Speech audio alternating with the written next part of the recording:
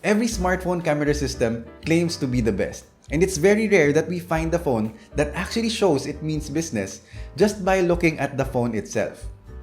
Then came the Vivo V27e, which is packed with a large ring light at the back. And they're calling this the Aura Light Portrait System. In this video, we will be talking about how this phone and this camera system is actually different from the rest. As you may also know, the V27 series comes in two variants, the V27 and the V27e, and both come with the Aura Light Portrait System. Basically, this system allows for better illumination and for portrait shots to be possible even in poorly lit environments. To be perfectly honest, I didn't realize how good this actually was until I've tried using another phone to try and capture the same scene, and seeing how others aren't able to get what the V27e was able to do had got me pretty impressed. Normally, when taking photos under poor lighting, we have two options. Either we use the night mode or the built-in camera flash. And I'm sure you can also relate with me on this because as we know, there are issues that we usually encounter with these. When using night mode, what's actually happening is that it slows the camera down to allow more light to be captured. This is the reason why when we have moving subjects, it often results in a blurred image. This is fine for taking photos of landscapes, but for portraits, this will make the scene evenly bright and would often look mushy due to excessive noise reduction. On the other hand, we can use the LED flash. That will light the subject at the center, but in dark environments, this will keep the background dark and usually results in an unflattering look because it's a harsh light. Here comes the Aura Light Portrait System. I'm sure by now everyone already knows what a ring light is. After all, it's one of the easiest ways to get our faces looking more flattering on camera. Vivo calls the ring light of the V27 series the Aura Light. It's significantly larger than the usual tiny LED lights that we are used to seeing in our other phones. As common knowledge in photography, the bigger the light source, the softer the light. And for taking photos of faces, the soft light is what we would normally want, as this is more forgiving to imperfections and would make our faces look more smooth.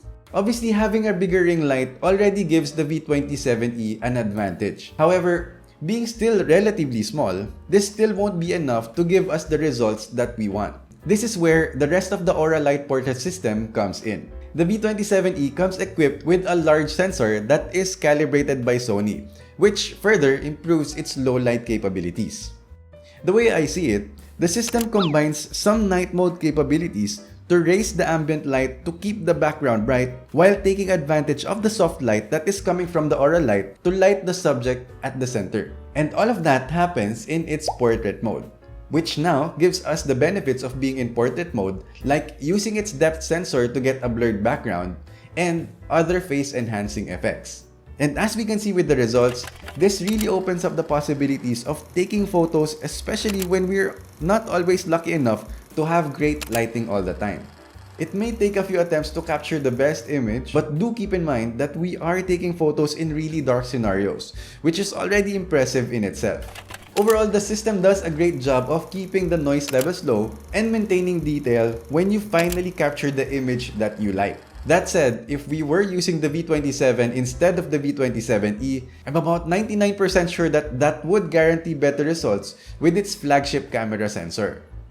Interestingly, I found that not only does this system work well under dark environments, but it also works great as a fill light during daytime where we may want to remove some unwanted shadows on our face. Plus, of course, we still do get the excellent daytime shooting capabilities, which, if I were to judge, seems quite similar to the quality of the Vivo V25e we've previously reviewed.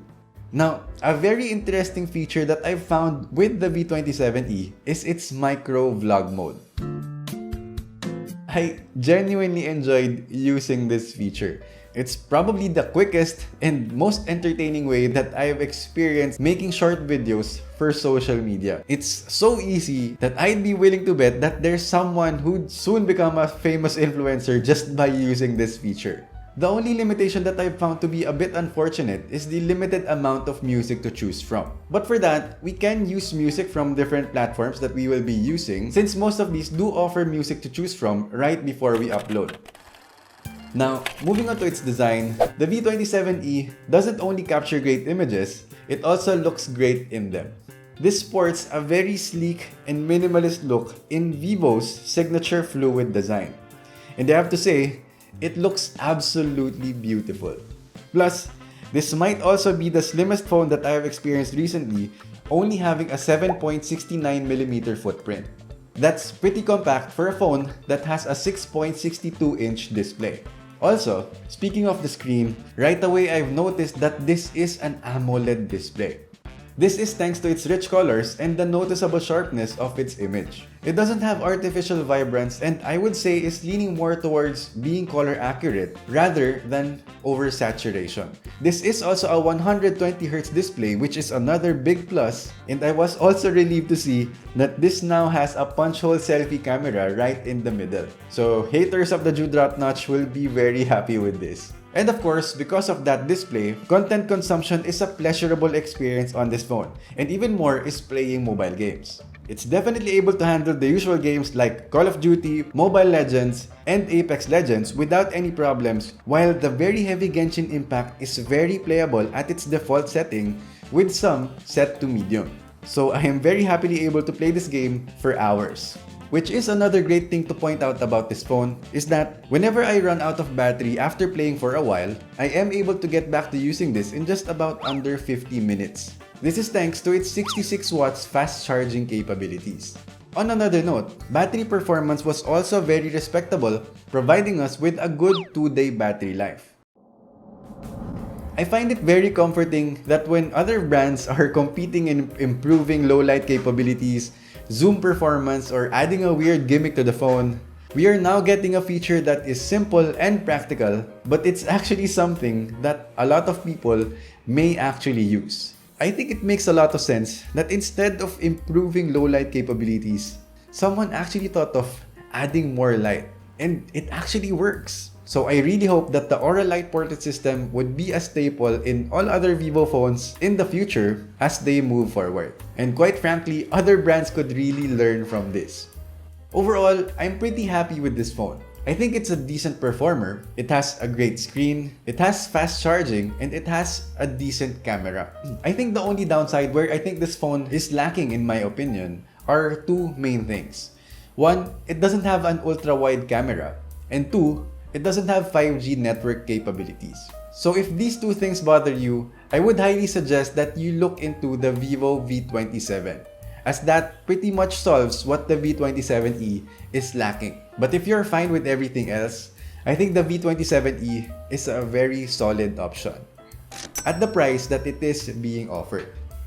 Anyway guys, that's it for this review. I hope you enjoyed watching this. Feel free to leave a like if you like this video, subscribe if you haven't already, and I will see you on the next video.